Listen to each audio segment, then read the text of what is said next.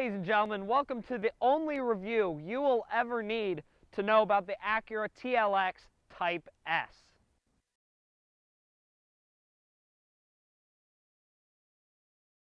And so a little bit of background on the Acura TLX Type-S.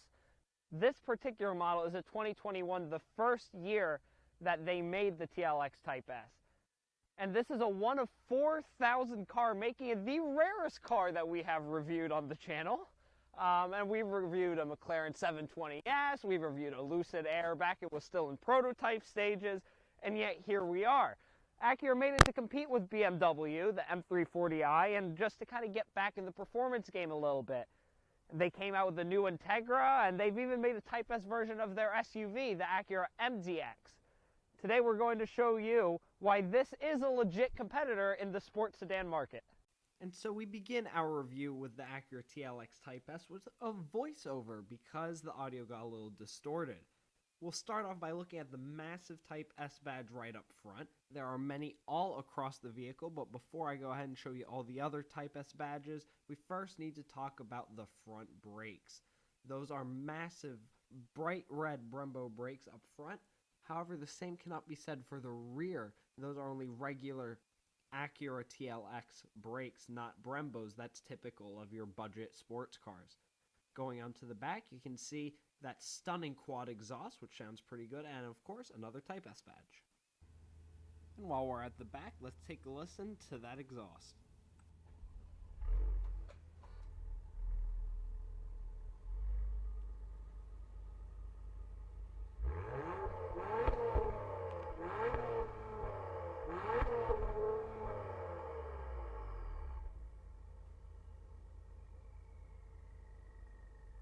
So while we're at the back of the Acura TLX Type-S, there are three ways to get into the trunk. The first of which is the key.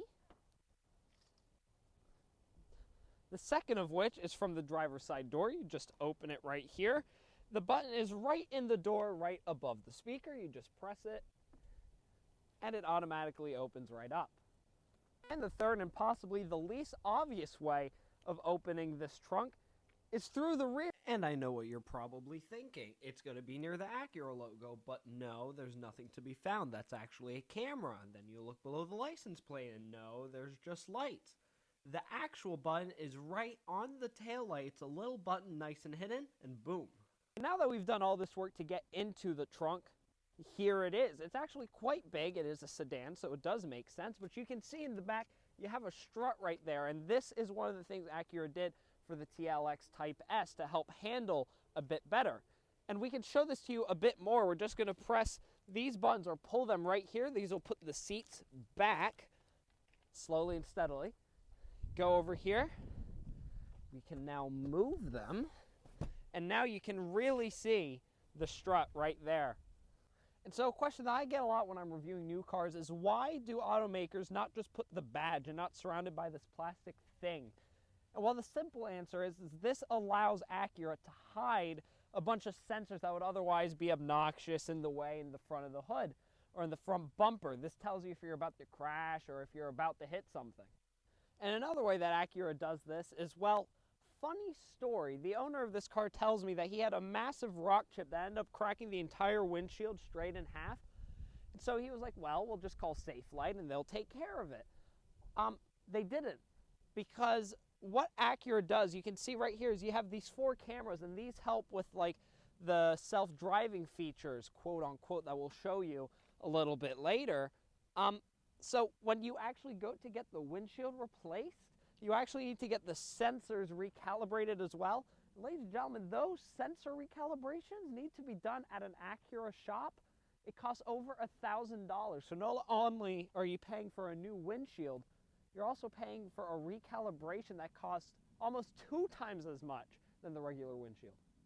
And now onto the interior of the Acura TLX Type-S. The interior of the Acura TLX Type-S looks and feels like a luxurious sports sedan. You can see the red accents everywhere within the car, even the red seats. That continues on. You have ambient lighting, you have metal finish everywhere, leather and red stitching, and even a TLX Type-S badge right on the steering wheel. even though the interior of this car looks and feels really nice, there is one pet peeve that would arguably make me not want to get this car, and it's surrounding this area right here. So this is a wireless charger. You can put your phone there, and you can lean your hand like this, so while you're driving, it's nice and comfortable. With the thought process being, you can control this right here. And that's where everything goes wrong. This is quite possibly the worst system management that I have ever seen. It's nearly impossible to get where you're trying to go, especially if you're trying to skip a song or go down. There, it's playing, I'm trying to skip, and it is incredibly difficult. And I have been trying to get this figured out. I haven't been able to. It's next to impossible. Personally, I don't know what went wrong with like a scroll wheel, because obviously this isn't a touchscreen. That's not how Acura wanted it. It's a little bit too far of a reach. But this system, I don't think works out as well as Acura would have liked to. And I do hope for future generations of the TLX, they'll go back to a regular scroll wheel.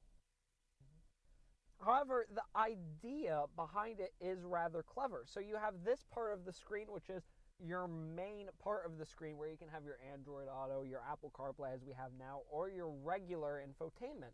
And then this side of the screen is controlled by this little area. You just drag your fingers and it controls this right there. So see, here we have the map, and there we have the songs that we're playing, and there we have the clock. In theory, that is really cool, and this side actually works out really well. It's this little touchpad that doesn't quite work, and it's a real shame, because otherwise the interior of this car is really well packaged. It all works out really well. The screen is nice and big. It works well. It's pretty fast. And then there's that.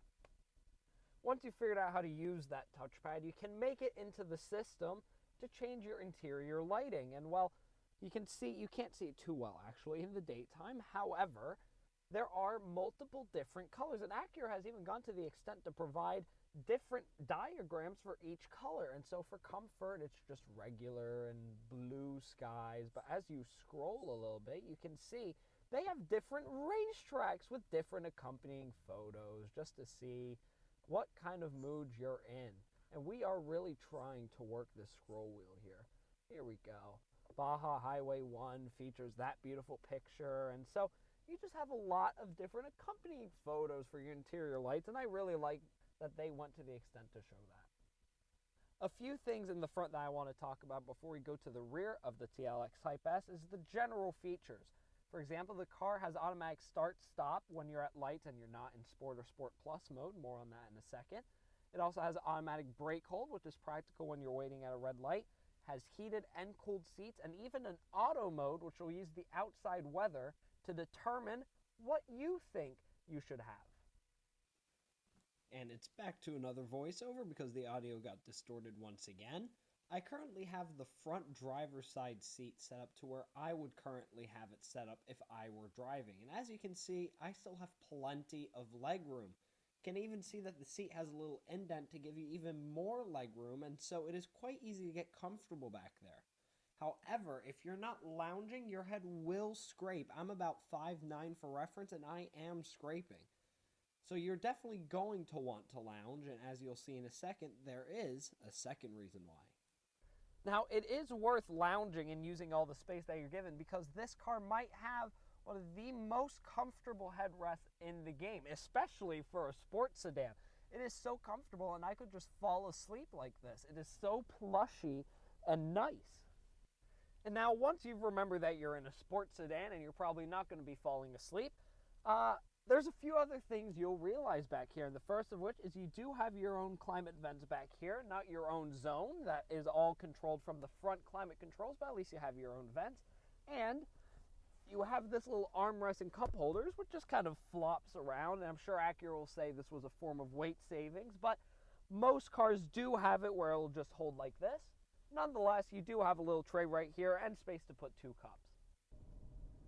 And now driving the 2021 Acura TLX. And the first thing that I want to bring up is the drive mode. So right here, you might have seen earlier, you have this massive Acura button. And when you just press it here, it'll bring up your individual mode. So you can customize however you want it. And there's quite a lot of customization.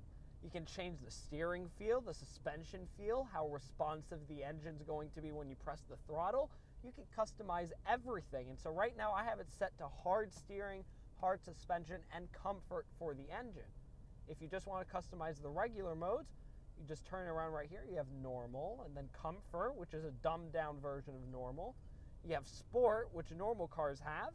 And then you have the TLX Type-S exclusive, Sport Plus. You need to press and hold it. You really have to make sure that you want to be in it. And you can hear the engine really start to rile up because it moves when you do that. And so we'll just give it a little bit of gas here in a second. Make a little turn here. And we're just gonna fully step on it. Wow. That was 60 miles an hour, and it moves. It definitely sounds a lot better than it probably feels as well. But overall, wow, that is impressive. But really, I cannot stress it enough just how much of a different animal this car is under the different drive modes. Like right now, the throttle response is almost lazy in comfort mode. You need to wait for the turbo to spool up. It's just a lazy, fuel-efficient, quote-unquote, version of this car. And then you go to normal, and well, it's slightly more normal. And then sport is kind of what you'd expect. And Sport Plus, this car just turns into a totally different animal. It's really like having two different cars in one. It's like having like a Mitsubishi and a sports car in the same build. Now, the biggest downside in terms of driving with this car would be the miles per gallon. We can only get about 21 to 22, maybe 23 if you're doing pure highway. If you're doing any city driving, you're going to be around 18 or 19 miles per gallon. And so it is hard to be fuel efficient, and especially in the day and age where fuel prices are at like $3.50 where we're at. Even in California sometimes they sit at like $5. It can get a little expensive. It's definitely not the most fuel efficient car in the game, but if you're really trying, you can get up to 25 highway, and I think it's 21 city. So we're just going to take this opportunity to talk about ride quality for a second. In comfort mode, it almost feels like you're bouncing up and down. It's not until you go into normal or even sport mode that it really starts to feel like a sports car. Right now, it just feels like a very uncomfortable boat. But it's the handling that really is interesting. And so we're going to take a bit of a hard turn here, and you can feel a little bit of understeer. And that's also thanks to its massive rims. And it is also thanks to it being a sedan. There's only so much that brace in the back can do, but in general, the car handles really well. It feels nice. It feels really nice actually to drive. It is slower than a BMW M340i in almost every metric, but I would argue that it feels much better in every metric though.